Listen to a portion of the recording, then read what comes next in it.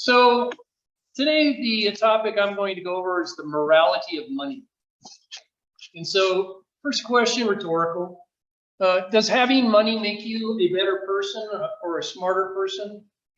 And does a person with more morals than the rest of us, or at least within your circle of influence, make you a better person? So my answer to that is yes and no. And for the next half hour or so, I'll explain why I'm so wishy-washy on this. And the first thing we need to really understand is what money is. And as a banker for 30 years, starting from a receptionist to 12 years in the president's seat, I truly experienced every aspect of money. And money does make people do strange things. Just a sec, let me get my light back on.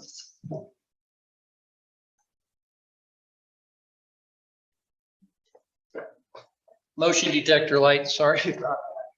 So it does make people do strange things. I've had people kiss me.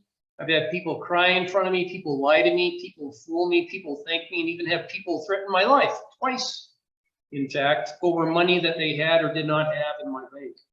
And I've helped people buy a home, buy a business. I've also had to tell them that I could not help them buy a home or a business. I've helped them avoid financial scams and even helped police or FBI in their investigation of certain crimes involving money. And probably not too surprising. Did you know that people steal money? Did you know that people make money do weird things? Did you know that people do unethical things for money? Maybe you do, but do you know why? And so that's really the reason we're here today, to discuss that morality of money.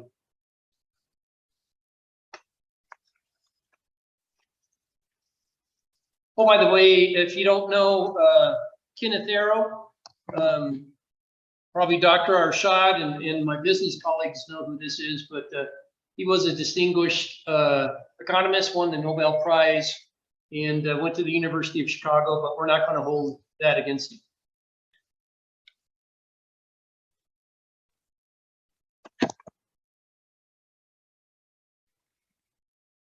I put this in big screen for you guys to see this. All right. So first thing I want you guys to do is everyone reach into your wallet, pull out a $20 bill, and earmark that for me for the next time you see me. Go ahead, I'll wait while you do that. Okay. If you didn't do that, why not? Maybe I haven't earned it yet, but in the strictest kind of economic sense of the fair trade doctrine, contract law, or just plain old good playground economics, maybe I will. So could you agree that if I did something for you, I would expect something from you? And I think most people would agree that we would do that because we've been doing that as human beings for as long as we've been bartering. Then came coinage, paper, fiat money, then those red and black numbers, the pluses and minuses of the Bitcoin, and the whole start of economic theory and beyond. You do recognize all these forms of money, don't you? Is there any form of money on the screen that you don't recognize?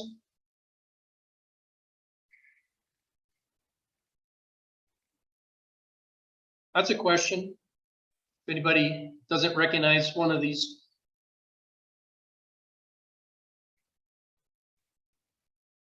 How is the tattoo money? Well, that's time. Time is money. All right, and that's one of the tattoos of one of the business professors in the School of Business, but I won't tell you which one. How about down in the bottom right-hand corner, at least on my screen? Do you recognize what that is?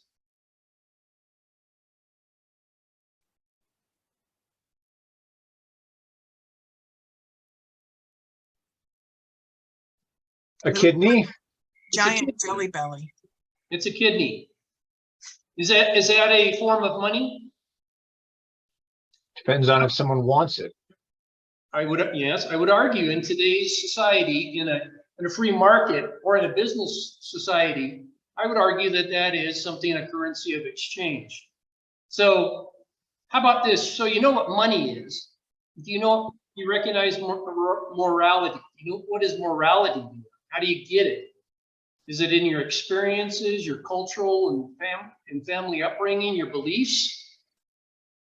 These are all rhetorical questions for now, but if you're an economist using economic theory and you have a fancy piece of paper on your office wall, that's correct. That is what economics is all about. For an economist, money is nothing more than a tool, a utility, a form of exchange. It's a number only, used on balance sheets to balance general ledgers, and for them and us, taking money is a win and lose situation to the general public, which is what we business people call everybody else.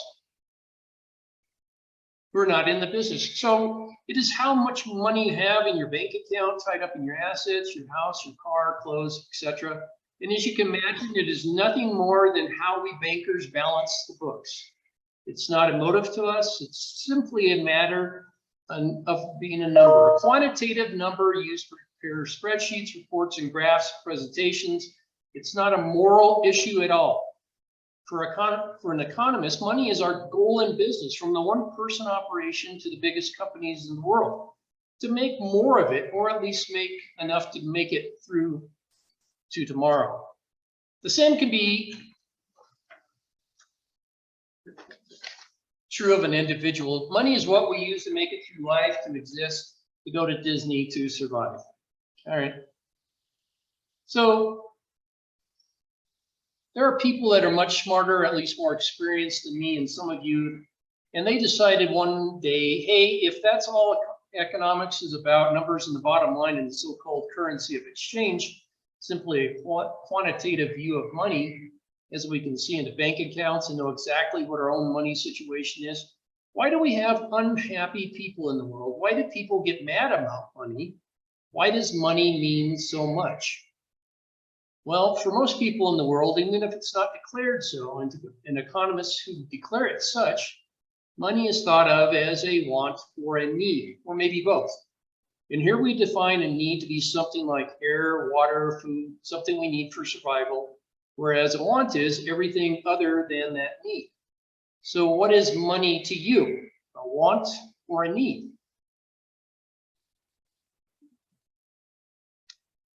There are things that perhaps, just maybe, there are things that money or any currency of exchange, here generalized as money, should not be bought. Are there things that money should not buy? And therein we step into the quagmire that is the morality of money. This is not an easy question, because even though we have seemingly been able to define, refine, and confine money within the boundaries of economic theory, we have just treated the symptoms. The cause of the seemingly lack of morality with money is a much harder diagnosis and can lead to a myriad of prognoses that may or may not be correct. And you're probably wondering about that picture up there, and that is the immortal logic, or the immortal Rosanna Dana, one of Gilda Radner's characters with the original SNL cast. And believe it or not, SNL was once funny. When I was about 12 and the dinosaurs roamed the earth, and she said, "It's always something." I teach a class called Business and Society, which details why a business with good morals are determined by stakeholders. And it's actually been able to show the students in that class that having good morals and ethics is a good way to have a better bottom line. Morality has been with us for a long time. One of the earliest stories of morality actually appears in the Epic of Gilgamesh, which was written about 2100 BC, which you may or not be familiar with. But it's worth a quick look-see just because of its age and the message on morality and civilizations in that time. And hey, morality may even have been here before that, is a time frame associated with the Garden of Eden and some biblical texts. And therein lies the second component of today's talk, the morality of money, a spirited debate. Julie, you mentioned that earlier, a spirited debate. I'm hoping to have both conversations and also talk about the spirited side of this. It's something you alluded to earlier in one of our talks, and something that Dr. Williamson talked about in his talk. So that was really a double entree for what I believe will be both sides of this discussion, and a religious component of morality. There are no right or wrong sets of morals, but some moral can get you in a lot more trouble than others. So I'm not trying to push one edge of the moral reality, the one end of the spectrum or the other one. You have your own. Morality has long been associated with, and rightfully so, religious thought, and not just one religion. In fact, any of these texts on the screen have stories of morality. And I'm not a religious scholar in any sense, but I always like to be informed. So if you haven't had a chance to take a look at some of these texts, I would suggest that you do. Of course, if you don't speak anything but English, make sure you look at the translations of this, because that's how you're going to figure out what exactly is going on. Religions have, of course, been long based on a moral sense of right and wrong, as seen through many different lenses. In fact, without religion, I believe I could argue successfully, we humans would not likely have survived to this point as a species, as several of the moral values that appear in each one of these texts, and not just a select few or the only one that you might ascribe to, ban certain things that would likely have destroyed all of our ancestors millennia ago. And then with the advent of laws that ban things like theft and murder, which all of these texts already banned in most forms, the world still needed to codify and regulate and make certain that these moral laws became the laws of the land and now apply to everyone, and not just the devotees of the world's religions. Interestingly enough, these religious texts also reflect, whenever government authority is mentioned, that the government follow those religions that are following those religions, also follow their government laws and rules, unless, of course, it's contrary to the text of the religious group they belong to.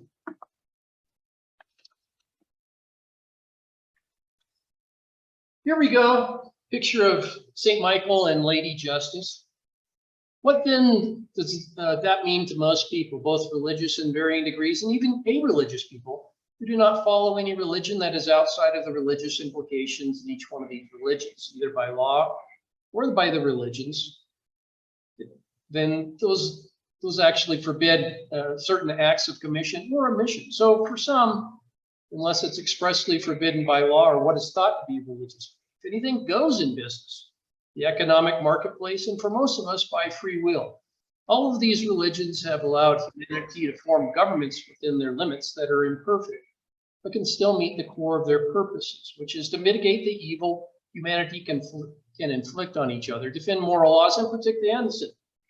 But beyond that, we have the established laws. And I'm getting to the point here of the morality and money. So this is the legal disclosure part of the talks too. Laws in the US may be different from those in Singapore, China, or Russia. So be mindful of where you want to spit your gum or diss the government or carry a shisha oil if you are a WNBA player. Ignorance of the law has never been a very good excuse, nor is it claiming the rights of an American citizen out of the US territory to get you out of trouble. So now we know what money is and where morality comes from originally. So it's always important to put things in proper perspective and timeframes to try and understand why some things were done and how we got here. So let's move forward to the 21st century at least. Today, money is just as important to all of us as it was to our forefathers and the majority of people around the world.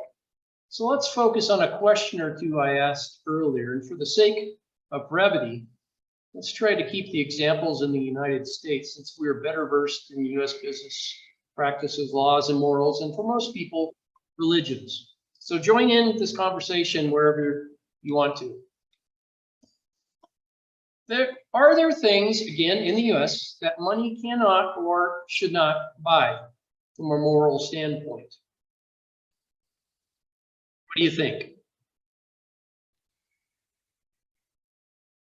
How many of you would say that all 5 of these should be forbidden from being bought?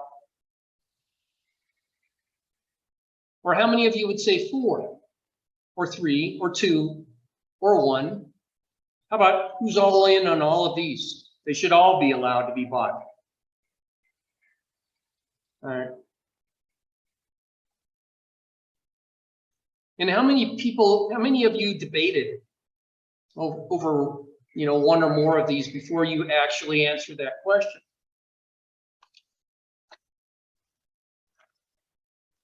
There are two schools of thought when it comes to what morality means to most people. There's the utilitarian view, where all moral decisions should serve the greater good. So something like the majority of people would benefit from a government program, or this is where the ends justify the means. That's the classic trolley question asked in ethics class. Does anyone know that one? The trolley question? If you don't, the trolley question is, if you're standing on a bridge overlooking a trolley line and you happen to see a trolley coming down the line out of control, and you can see that the trolley is going to hit 5 people if it continues on, but you have the opportunity from where you're standing to switch it to an opposite line or an opposing line where it's going to miss those 5 people and only hit 1 person. Would you actually change? Let me go get the light again. Would you actually do that? Would you put it on that alternative line?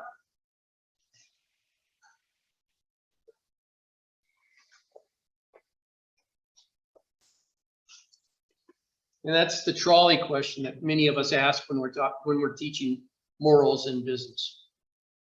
So utilitarianism theory is what people like Jeremy Bentham, Adam Smith, and other philosophers in business types in the 1700s discussed within the States. This is where many economic and business practices come from, since we do refer to Bentham and Smith as the founders of those fields in the US. This is also known as consequentialism in the general population. The second US business type is deontology, and that's why Dion Pizza is called what it is. Just kidding, just seeing who's still with us here. In deontology, the ends do not justify the means. Immanuel Kant is usually thought as a spiritual father, if you will, of deontology. And with this philosophy, you just follow the rules.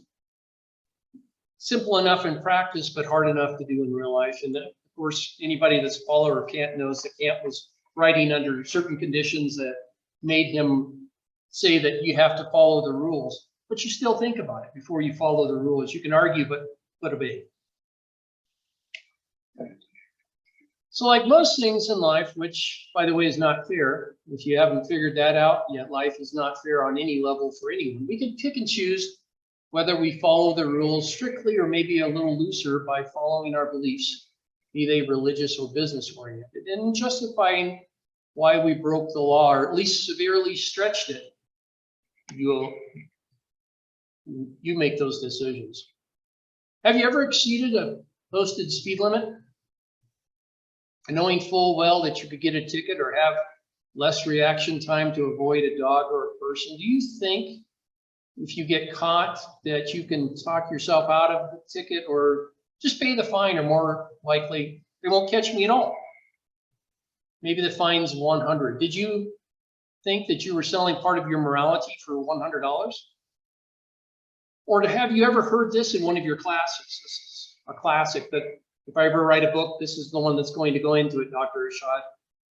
If I could get away with stealing, this is what a student told me in class one time. If I could get away with stealing $10 million, I would be willing to go to jail for 5 years, because where else could I make $2 million a year? Anybody else think that's a good idea? Because I was thinking, dude, really? And if you've never been to prison, it's not really as fun as the movies make it seem like on TV. So let's take it up a few notches. Here's a question some economists would consider legit in a free and open market society where everything is legal for sale. Consider this: I need $25,000 for my daughter's first year of college. Should I be able to sell one of my kidneys to finance it? What does anybody think?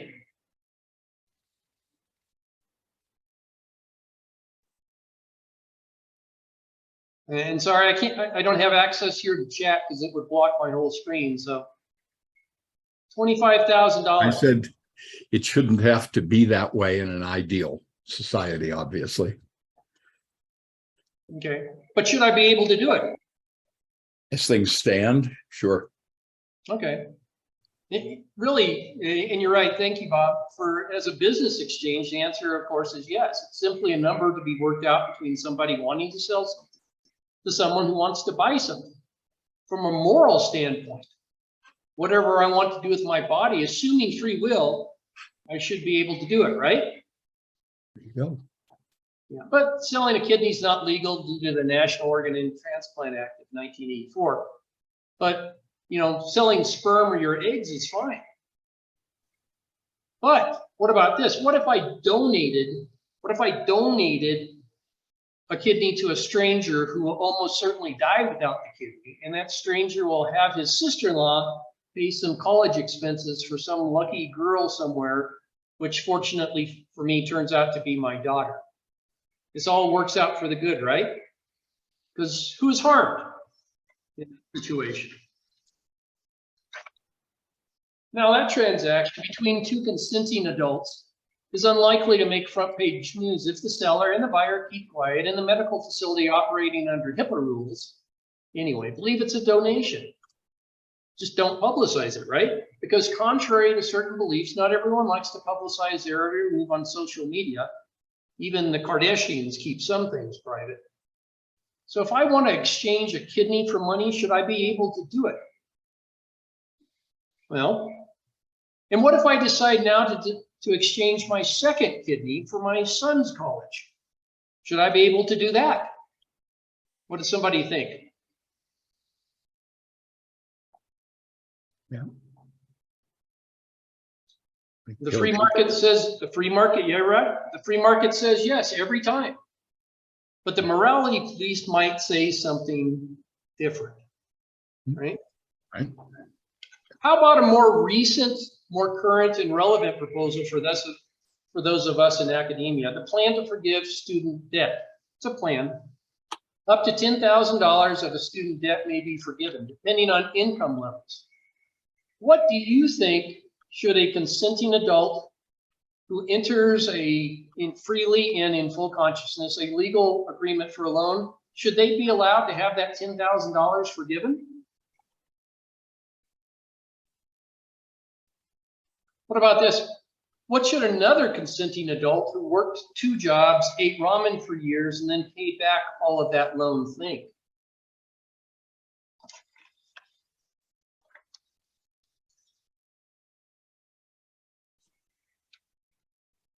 How about this one? If I own a company that kills porpoises, sea turtles, and cute baby seals by the hundreds when I harvest tuna, assuming that was actually legal, and I want to donate $10 million to Highlands for a new business building named after my company, and get an endowed chair worth $500,000 a year for 20 years to several faculty members in, say, history, Dr. Linder, what would you say to that?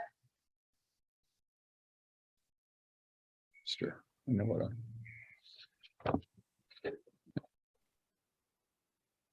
what I would say, Keith. What's that? Take the money, make good use of bad money. Okay. Anybody else, Dr. Linder? I don't think I would agree with trying to make good use out of bad money. That gets into the sort of Jesuitical and justifying means. Okay, good. Anybody else? That's an interesting question back to Peter, because one could argue that Steve Schwartzman, who gave $100 million to the New York Public Library, if you wanted to count up all of his, if you will, crimes against humanity, the public library shouldn't have taken the money, but he has donated to various causes, even though I might disagree with how he made that money to give away. It's an interesting question. And another interesting one would be Boesky, who donated millions of dollars, and the institution actually kept the money, but took his name off the building that they named for him. Yeah, or there is the Milken Institute in Santa Monica, which has done a great deal of good. even though Michael Milken, to get that money to develop that institute after he got out of prison, did a lot of awful things to get there. All right. So do the people that have the most money get to rule us because obviously they have been successful making money? I mean, Al Capone was very successful too, made a lot of money. Or do we follow people that are poor but of good moral fiber, say Jesus or Muhammad or Gandhi?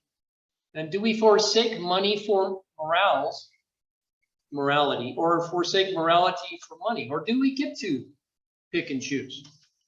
Well, I think that, Keith, I think that's the way our system is set up right now, where they do indeed the rules. That's, by the way, empirically true.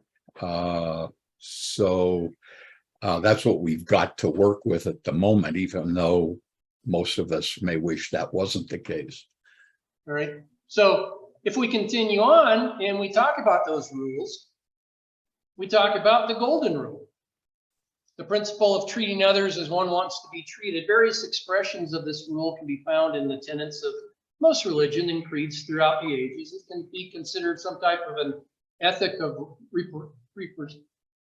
in some religions, or karma in others, excuse me, and a generalized conception in establishing law. So this maxim appears quite often. So do you believe in that, or do you believe in the gold rules? In ancient and modern times, whoever has the most money usually can have their ability to have the most influence over the ruling power in their personal sphere.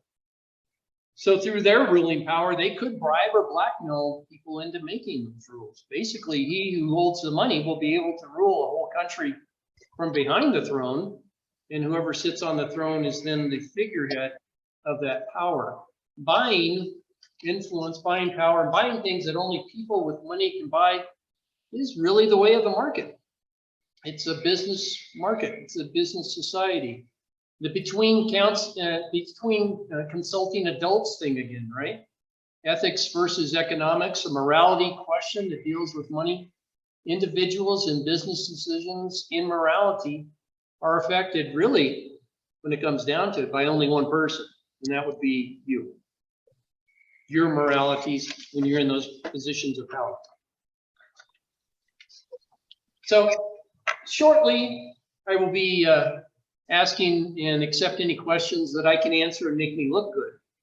But my final preachy thought before that is life's not fair. Mine did not come with an instruction manual. I'm the only person that has been consistently with me for all of my 39 years now has been myself.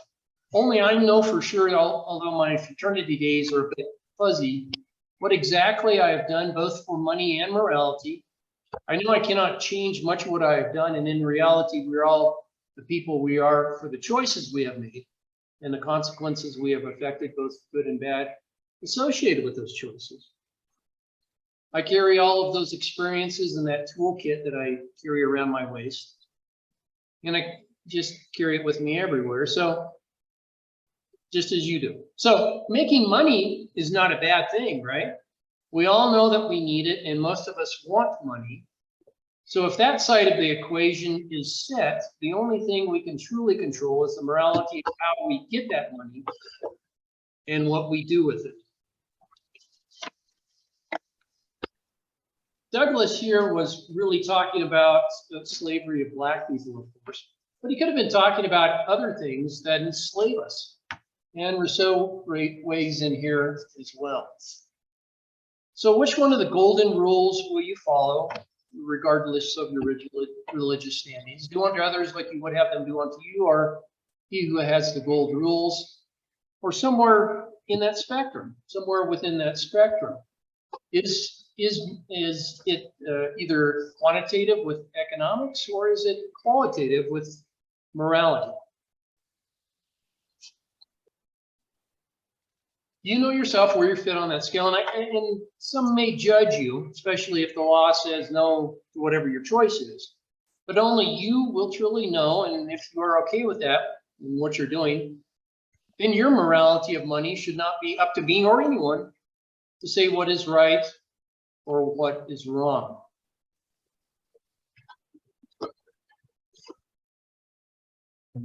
Take a look at this. So my wish is that whatever you decide to do to make money or how to spend your money, it is in fact your own decision and not what somebody else tells you to do or forces you to do. Because once again, here are some of those people that we were talking about earlier. There's Boski and there's Gordon Gekko. You guys remember Gordon Gekko? Very much. Boski, yeah, Boski was the model for Gekko.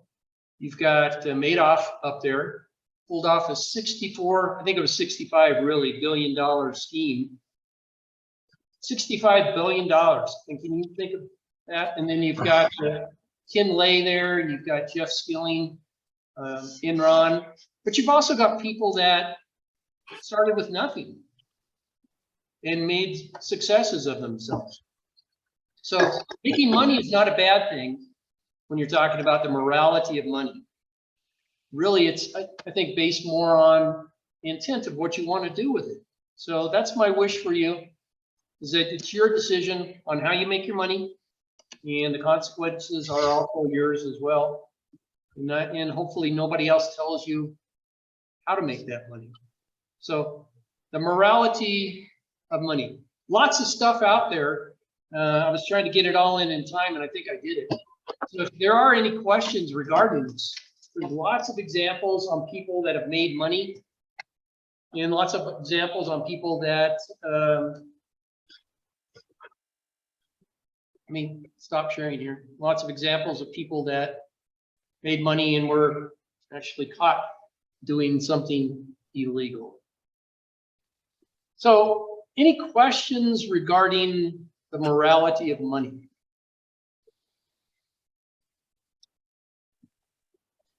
More than we can think about here, because we need way more time, but we can talk about it, Keith.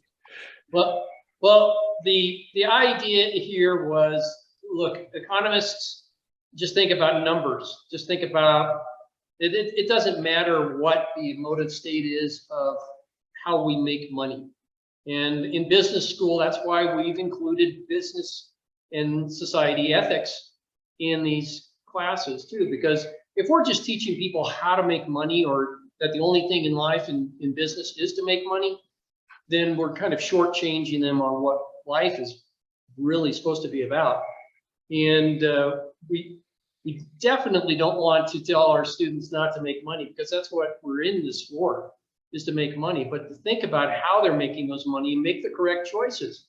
Because if we're not making correct choices, then what we're doing is just sending our students out there. And if Highlands wants to be famous for another Enron or another, whatever, something infamous, actually, because one of our students went out there, then we're shortchanging our students in that way. And just adding on to what you said earlier, Julie, about the spirituality of what we talk about too.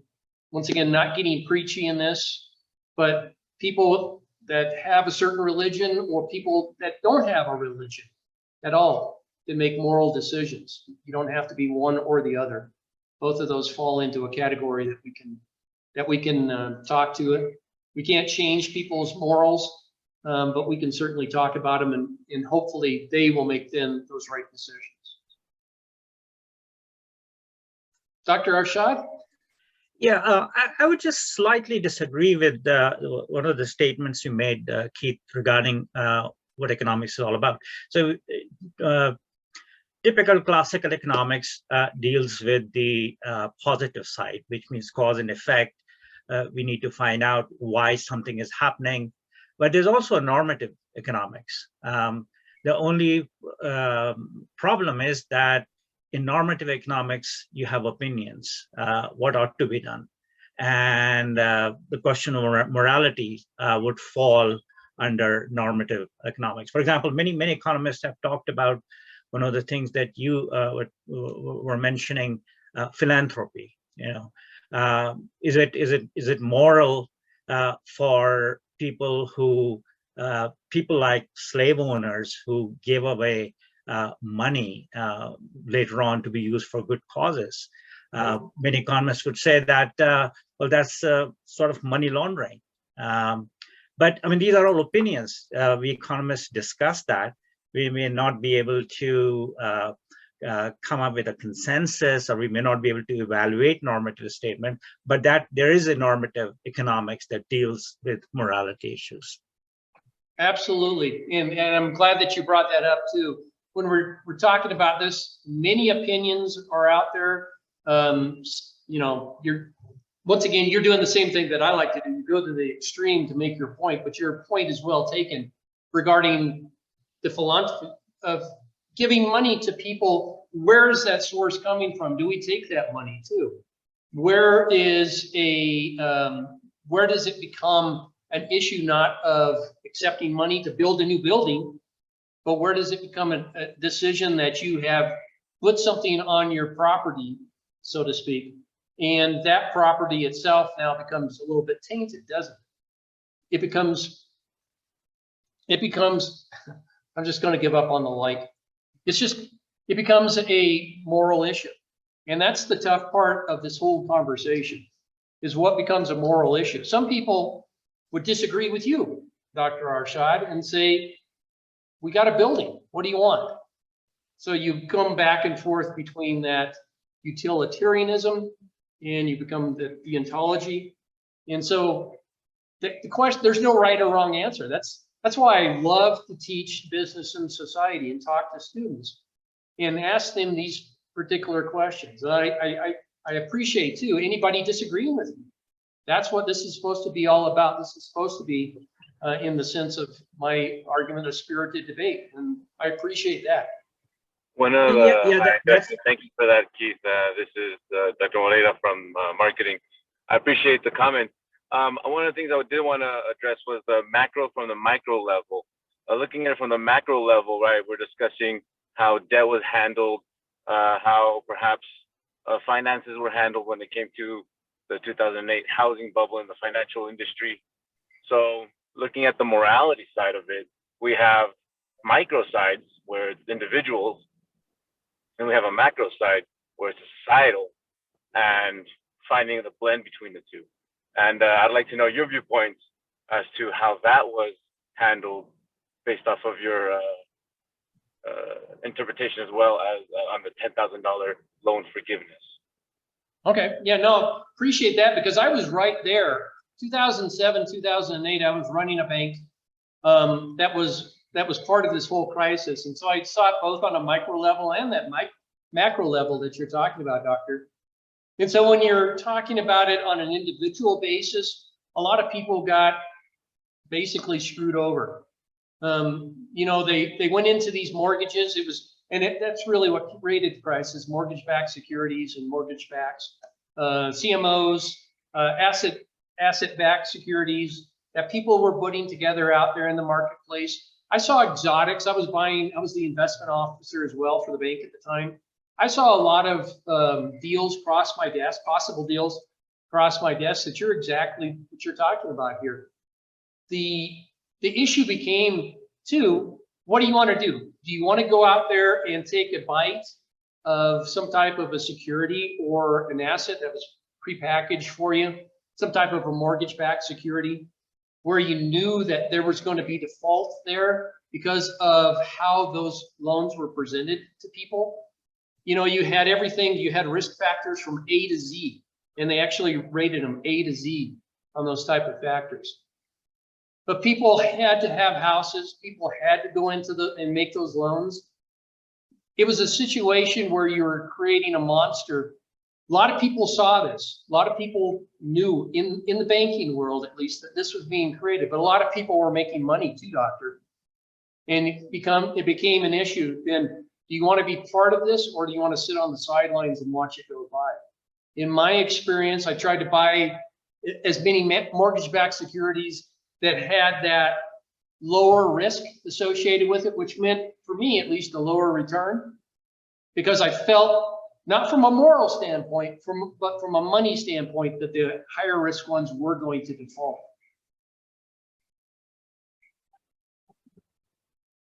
Oh, and I the appreciate your perspective. Yeah, Yeah. because I also, like you, was in 2000 and from 2005 to around 2010, I was in finance industry as well, working for an international bank. Seeing these loan deals coming in as an underwriter. So it's always interesting seeing that global perspective and at the society level. So thank you for your thoughts. Right, and then going back to, I think you had a second part to your question too regarding the $10,000 loans. Once again, it's real tough for me as a banker to say I'm going to forgive 10,000 of this because I think it's the morally right thing to do, and then try to explain that to my board of directors. Because once again, it was a free, an open loan, and I make that argument in some of my classes too. If it was for student loan that was, or any type of loan that was fraudulently done, I wouldn't have a problem doing that in a heartbeat. If it was written incorrectly and it was my fault, I wouldn't have a problem doing that. But once again, it becomes a real hard factor, and I'm talking about smaller loans. $10,000 is, quite frankly, in the banking world, as you know, doctor, is a small loan, and that type of thing can it not impact a Wells Fargo or a Bank of America, but $10,000 to a smaller community bank, that's tough. Yeah, they a great probably the best thing that came out on that. There's so much. Again, I wrote a lot about it at the time, but there was it certainly broke my old firm Merrill Lynch because they were leveraged so well. Like the Great Depression, everybody got leveraged out of their minds. But The Big Short, I assume, and I hope everybody's seen that or read it, and Inside Job, the documentary, because again, back to Keith's morality of money, if you really want to see the immorality of it, it was working for quite a while. The immorality part was make as much money as you possibly can and we're not going to worry about what comes after. Right, there's that old adage in the loan business, and I wrote loans for years as well. But there's that old adage in the loan business: write them for 5 and leave in 3. And that's what a lot of people were doing, writing them for 5 years, and then you leave your company in 3 years with your bonuses and everything else that's associated with it. And as Bob was saying there, and then when it comes to that 5 years, you're not around to have to worry about it, try to collect it or explain it. So a lot of people were doing that as well. Yeah, and even the ones for everybody, I know my students are in shock over it when I mention it, but there were people, well, they had a Merrill Lynch at the time, Stan O'Neill, and after him, John Thain, but O'Neill, who fired compliance officers, one good friend of mine, because they said, this isn't a good thing to do, and you can't do this, and this is not only dangerous, it's wrong ethically, back to Keith's point. Found their desks, well, their belongings out on Wall Street after they got back from lunch, true story. But when he left Merrill, the board, in their infinite wisdom or lack thereof, gave him $160 million to walk. The man who crashed Lehman Brothers, which is itself an interesting story, same thing, Dick Fuld, left with the unheard of buy gift of $340 million from the Lehman board. So does crime pay? Back to your point, Keith, clearly it did for a whole lot of people. Yeah, I don't know how many of you, but I get tired of reading those stories that somebody's driven a company like Bob is talking about here, driven a company into the ground, and then they're paid money to go away. That, to me, that doesn't strike me as fair. But once again, if it's written into a contract and it says, it doesn't say, fired for, cause. It just says, if you leave early, then you get a certain amount of money. And I joke around that why don't we all get jobs that, will pay us $10 million if we leave and, just leave, regardless of how we run the company. So it's a tough question, and people need to hear these stories, Bob, Dr. Shah, Dr. Morer, that this is what goes on in the business world. This is actual stuff. It's not theoretical. It's actually what happens. And, people that have experienced these type of things understand how they will get out there and they will be faced with these moral decisions. Think about this. If you're living from paycheck to paycheck and your boss tells you sign this document, you know that the document is fraudulent, but just like Bob just talked about, that if you don't sign that document, you will find your belongings out on the street after you come back from lunch. How do you deal with a situation like that when you're living paycheck to paycheck? And that's more of the harsh reality than some of these bigger cases that we're talking about, where people are leaving with $1 million. But if you've got a family and you're the supporter for that family, how do you deal with questions like that or situations like that? And I'll be honest, in my class, students always say, well, that would never happen to me, and I would definitely not sign it. Well, you have not been in those situations. You have not been faced with the fact that sometimes out there in the real world, I always put that in quotes, you're going to be faced with those situations. Think about them now while you're in the safe, secure setting of academia, to think about what could happen to you out there, because unfortunately, all of us have seen it. All of us that have worked in the real world. Yeah, Bob? Back to another thing you were talking about. One of the reasons all of that happened, back to Dr. Morera's comments, one of the reasons it happened was because we got rid of the rules and regulations that would have prevented it from happening. That is to say, had Roosevelt's rules, the Securities Act of 34 and Glass-Steagall, et cetera, been in place, it is highly unlikely that we would have ever seen a global meltdown. And then the question becomes, well, how did that happen? And your point was those who had enough money to shape policy, be they Republicans or Democrats, didn't matter. Right. Yeah. You can't lay this on anybody's, one area. It happened across the board. As Bob says, everybody was involved in that one. Everybody, did what they did, regardless of religious thought or political thought. It was to make money.